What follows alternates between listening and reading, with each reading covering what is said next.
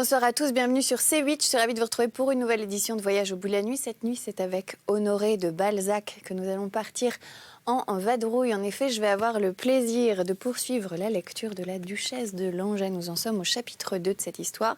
Un chapitre intitulé L'amour dans la paroisse de Saint-Thomas d'Aquin. En effet, nous allons retrouver nos protagonistes, le général et la femme dont il est amoureux, qui est devenue carmélite dans un couvent en Espagne. Il l'a retrouvée 5 ans après l'épisode que nous allons traiter maintenant. Nous parlons du Paris mondain. Le grandiose des châteaux et des palais aristocratiques, le luxe de leurs détails, la somptuosité constante des ameublements, l'air dans laquelle s'y meut sans gêne et sans éprouver de froissement l'heureux propriétaire, riche avant de naître, puis l'habitude de ne jamais descendre au calcul des intérêts journaliers et mesquins de l'existence, le temps dont il dispose, l'instruction supérieure qu'il peut prématurément acquérir, enfin les traditions patriciennes qui lui donnent des forces sociales que ses adversaires compensent à peine par des études, par une volonté, par une vocation tenace. Tout devrait élever l'âme de l'homme qui, dès le jeune âge, possède de tels privilèges, lui imprimer ce haut respect de lui-même dont la moindre conséquence est une noblesse de cœur en harmonie avec la noblesse du nom. Cela est vrai pour quelques familles. Ça et là, dans le faubourg Saint-Germain, se rencontrent de beaux caractères, exceptions qui prouvent contre l'égoïsme général qui a causé la perte de ce monde à part. Ces avantages sont acquis à l'aristocratie française comme à toutes les efflorescences patriciennes qui se produiront à la surface des nations aussi longtemps qu'elles assiéront leur existence sur le domaine sol comme le domaine argent seul, base solide d'une société régulière. Mais ces avantages ne demeurent aux patriciens de toutes sortes qu'autant qu'ils maintiennent les conditions auxquelles le peuple les leur laisse.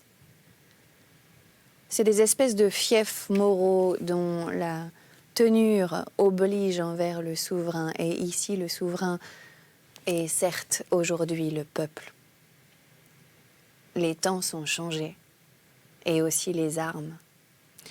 Le banneret, à qui suffisait jadis de porter la cotte de maille, le haubert, de bien manier la lance et de montrer son pénon, doit aujourd'hui faire preuve d'intelligence. Et là où il n'était besoin que d'un grand cœur, il faut de nos jours un large crâne. L'art, la science et l'argent forment le triangle social où s'inscrit l'élu du pouvoir et d'où doit procéder la moderne aristocratie. Un beau théorème vaut un grand nom. Les Rothschild, ces fugueurs modernes, sont princes de fête. Un grand artiste est réellement un oligarque. Il représente tout un siècle et devient presque toujours une loi. Ainsi, le talent de la parole, les machines à haute pression de l'écrivain, le génie du poète, la constance du commerçant, la volonté de l'homme d'État qui concentre en lui 1000 qualités éblouissantes, le glaive du général, ces conquêtes personnelles faites par un seul sur toute la société pour lui imposer la classe aristocratique doit s'efforcer d'en avoir aujourd'hui le monopole, comme jadis elle avait celui de la force matérielle. Pour rester à la tête d'un pays, ne faut-il pas être toujours digne de le conduire, en être l'âme et l'esprit pour en faire agir les mains? Comment mener un peuple sans avoir les puissances qui font le commandement? Que serait le bâton des maréchaux sans la force intrinsèque du capitaine qui le tient à la main?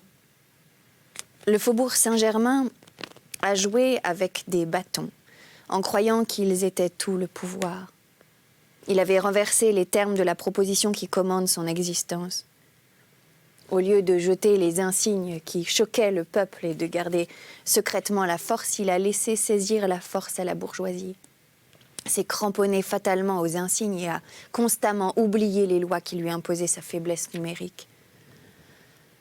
Une aristocratie qui personnellement fait à peine le millième d'une société doit aujourd'hui, comme jadis, y multiplier ses moyens d'action pour y opposer dans les grandes crises un poids égal à celui des masses populaires. De nos jours, les moyens d'action doivent être des forces réelles et non des souvenirs historiques. Malheureusement, en France, la noblesse encore grosse de son ancienne puissance évanouie avait contre elle une sorte de présomption dont il était difficile qu'elle se défendît. Peut-être est-ce un défaut national. Le Français, plus que tout autre homme, ne conclut jamais en dessous de lui. Il va au degré sur lequel il se trouve. Il va du degré sur lequel il se trouve au degré supérieur. Il plaint rarement les malheureux au-dessus duquel il s'élève. Il gémit toujours de voir tant d'heureux au-dessus de lui. Quoiqu'il ait beaucoup de cœur, il préfère trop souvent écouter son esprit. Cet instinct national qui fait toujours aller les Français en avant, cette vanité qui ronge leur fortune et les régit aussi absolument que le principe d'économie régit les Hollandais, a dominé depuis 3 siècles la noblesse qui, sous ce rapport, fut éminemment française. L'homme du faubourg Saint-Germain a toujours conclu de sa supériorité matérielle en faveur de sa supériorité intellectuelle. Tout en France l'en a convaincu parce que depuis l'établissement du faubourg Saint-Germain, révolution aristocratique commencée le jour où la monarchie quitta Versailles, le faubourg Saint-Germain s'est, sauf quelques lacunes, toujours appuyé sur le pouvoir qui sera toujours en France plus ou moins faubourg Saint-Germain. De là, sa défaite en 1830. À cette époque, il était comme une armée opérant sans avoir de base. Il n'avait point profité de la paix pour s'implanter dans le cœur de la nation. Il péchait par un défaut d'instruction et par un manque total de vue sur l'ensemble de ses intérêts. Il tuait un avenir certain au profit d'un présent douteux. Et voici peut-être la raison de cette fausse politique. La distance physique et morale que ces supériorités s'efforçaient de maintenir entre elles et le reste de la nation a fatalement eu pour tout résultat, depuis 40 ans, d'entretenir dans la haute classe le sentiment personnel en tuant le patriotisme de caste. Jadis, alors que la noblesse française était grande, riche et puissante, les gentilshommes savaient, dans le danger, se choisir des chefs et leur obéir. Devenus moindres, ils se sont montrés indisciplinables et, comme dans le bas empire, chacun d'eux voulait être empereur. En se voyant tous égaux par leur faiblesse, ils se crurent tous supérieurs. Chaque famille ruinée par la Révolution, ruinée par le partage égal des biens, ne pensa qu'à elle au lieu de penser à la grande famille aristocratique. Et il leur semblait que si toutes s'enrichissaient, le parti serait fort. Erreur. L'argent aussi n'est qu'un signe de la puissance. Composé de personnes qui conservaient les hautes traditions de bonne politesse, d'élégance vraie, de beau langage, de pruderie et d'orgueil nobilaire, en harmonie avec leurs existences, occupations mesquines quand elles sont devenues le principal d'une vie de laquelle elles ne doivent être que l'accessoire. Toutes ces familles avaient une certaine valeur intrinsèque qui, mise en superficie, ne leur laisse qu'une valeur nominale. Aucune de ces familles n'a eu le courage de se dire « Sommes-nous assez fortes pour porter le pouvoir ?» Elles se sont jetées dessus comme firent les avocats en 1830. Au lieu de se montrer protecteur comme un grand, le faubourg Saint-Germain fut avide comme un parvenu. Du jour où il fut prouvé à la nation la plus intelligente du monde que la noblesse restaurait, organisait le pouvoir et le budget à son profit, ce jour, elle fut mortellement malade. Elle voulait être une aristocratie quand elle ne pouvait plus être qu'une oligarchie. 2 systèmes bien différents et que comprendra tout homme assez habile pour lire attentivement les noms patronymiques des lords de la Chambre haute. Certes, le gouvernement royal eut de bonnes intentions, mais il oubliait constamment qu'il faut tout faire vouloir au peuple, même son bonheur, et que la France, femme capricieuse, peut être heureuse ou battue à son gré. S'il y avait eu beaucoup de ducs de Laval que sa modestie a fait digne de son nom, le trône de la branche aînée serait devenu solide autant que celui de la maison de Hanovre. En 1814, mais surtout en 1820, la noblesse française avait à dominer l'époque la plus instruite. la bourgeoisie la plus aristocratique, le pays le plus femelle du monde. Le faubourg Saint-Germain pouvait bien facilement conduire et amuser une classe moyenne ivre de distinction, amoureuse d'art et de science. Mais les mesquins meneurs de cette grande époque intelligentielle haïssaient tous l'art et la science. Ils ne surent même pas présenter la religion dont ils avaient besoin sous les poétiques couleurs qui l'eussent fait aimer.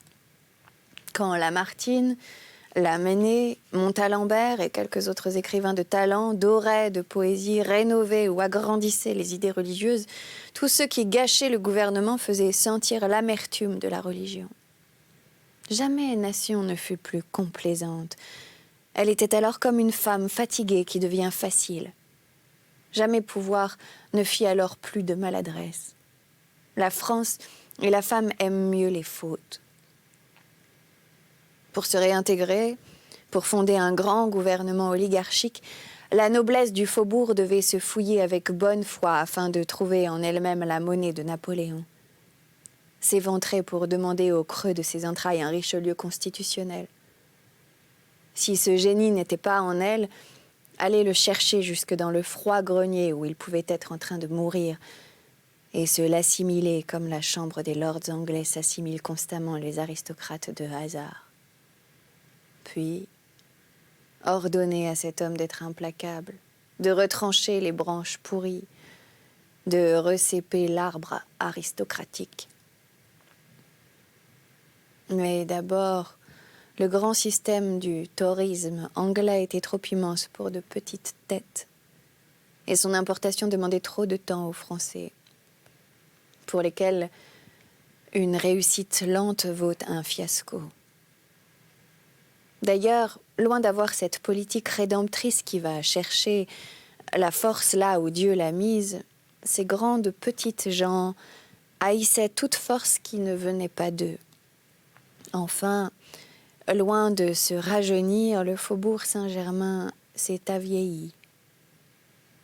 L'étiquette « institution de seconde nécessité » pouvait être maintenue si elle n'eût paru que dans les grandes occasions, mais l'étiquette devint une lutte quotidienne et au lieu d'être une question d'art ou de magnificence, elle devint une question de pouvoir.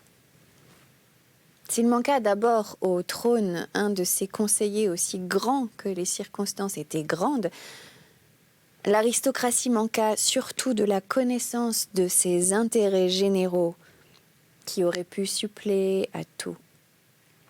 Elle s'arrêta devant le mariage de Monsieur de Talleyrand, un seul homme qui eut une de ces têtes métalliques où se forgent à neuf les systèmes politiques par lesquels revivent glorieusement les nations. Le faubourg se moqua des ministres, qui n'étaient pas gentilshommes et ne donnaient pas de gentilshommes à ses supérieurs pour être ministres. Ils pouvaient rendre des services véritables au pays en anoblissant les justices de paix, en fertilisant le sol, en construisant des routes et des canaux, en se faisant puissance territoriale agissante, mais il vendait ses terres pour jouer à la bourse. Il pouvait priver la bourgeoisie de ces hommes d'action et de talent dont l'ambition minait le pouvoir en leur ouvrant ses rangs. Il a préféré les combattre et sans armes, car il n'avait plus qu'en tradition ce qu'il possédait jadis en réalité. Pour le meilleur de cette noblesse, il lui restait précisément assez de ses diverses fortunes pour soutenir sa morgue. Contente de ses souvenirs, aucune de ses familles ne songea sérieusement à faire prendre des armes à ses aînés, parmi le faisceau que le XIXe siècle jetait sur la place publique. La jeunesse, exclue des affaires, dansait chez Madame au lieu de continuer à Paris par l'influence de talents jeunes, consciencieux, innocents de l'Empire et de la République, l'œuvre que les chefs de chaque famille auraient commencé dans les départements en y conquérant la reconnaissance de leurs titres par de continuels plaidoyers en faveur des intérêts locaux, en s'y conformant à l'esprit du siècle, en refondant la caste au goût du temps. Concentré dans son faubourg Saint-Germain, où vivait l'esprit des anciennes oppositions féodales, mêlé à celui de l'ancienne cour, l'aristocratie mal unie au château des Tuileries fut plus facile à vaincre n'existant que sur un point et surtout aussi mal constituée qu'elle l'était dans la chambre des pères. Tissue dans le pays, elle devenait indestructible. Acculée dans son faubourg, adossée au château, étendue dans le budget, il suffisait d'un coup de hache pour trancher le fil de sa vie agonisante. Et la plate figure d'un petit avocat s'avança pour donner ce coup de hache. Malgré l'admirable discours de M. Royer-Collard, l'hérédité de la pairie et ses majorats tombèrent sous les pasquinades d'un homme qui se vantait d'avoir adroitement disputé quelques têtes au bourreau, mais qui tuait maladroitement les grandes institutions. Il se trouve là des exemples et des enseignements pour l'avenir. Si l'oligarchie française n'avait pas une vie future, il y aurait, je ne sais quelle cruauté triste à la année après son décès. Et alors il ne faudrait plus que penser à son sarcophage. Mais si le scalpel des chirurgiens est dur à sentir, il prend parfois la vie aux mourants. Le faubourg Saint-Germain peut se trouver plus puissant, persécuté qu'il ne l'était triomphant, s'il veut avoir un chef et un système. Maintenant, il est difficile de résumer cet aperçu semi-politique, ce défaut de vue large et ce vaste ensemble de petites fautes, l'envie de rétablir de hautes fortunes dont chacun se préoccupait, un besoin réel de religion pour soutenir la politique, une soif de plaisir qui nuisait à l'esprit religieux et nécessita des hypocrisies, les résistances partielles de quelques esprits élevés qui voyaient juste et que contrarièrent les rivalités de la cour, la noblesse de province, souvent plus pure de race que ne l'est la noblesse de cour, mais qui, trop souvent froissée, se désaffectionna. Toutes ces causes se réunirent pour donner au faubourg Saint-Germain les mœurs les plus discordantes.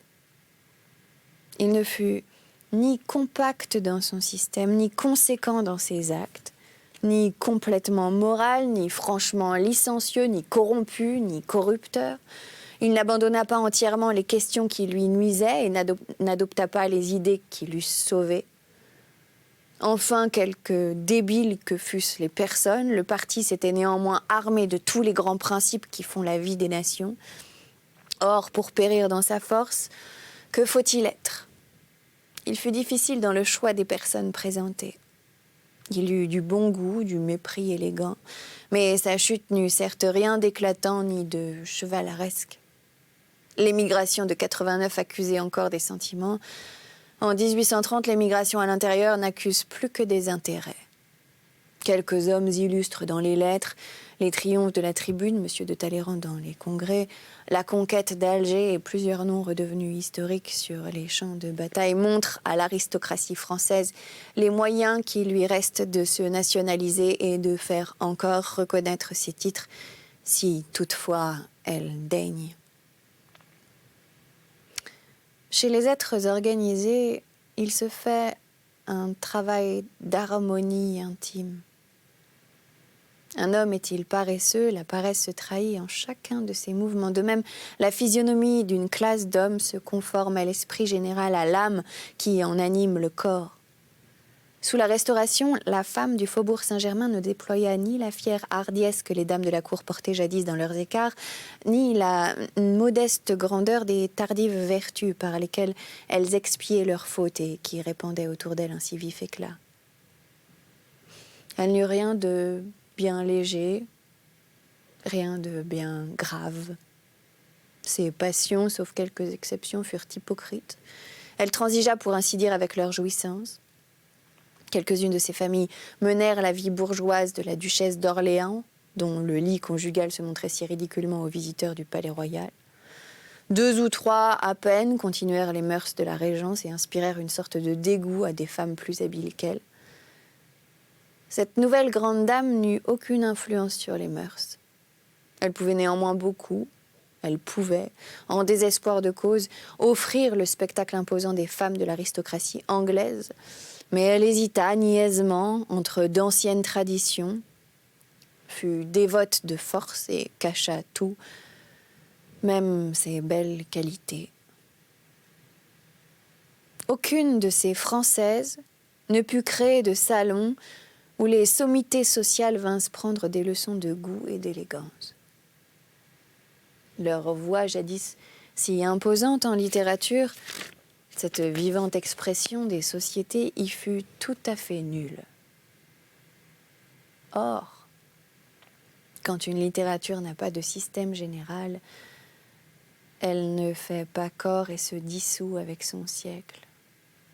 Lorsque, dans un temps quelconque, il se trouve au milieu d'une nation un peuple à part, ainsi constitué, l'historien y rencontre presque toujours une figure principale qui résume les vertus et les défauts de la masse à laquelle elle appartient.